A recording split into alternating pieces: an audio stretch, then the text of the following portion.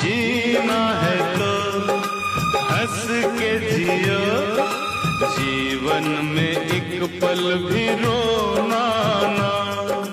हंसना ही तो है जिंदगी, रो रो के जीवन ये खोना ना।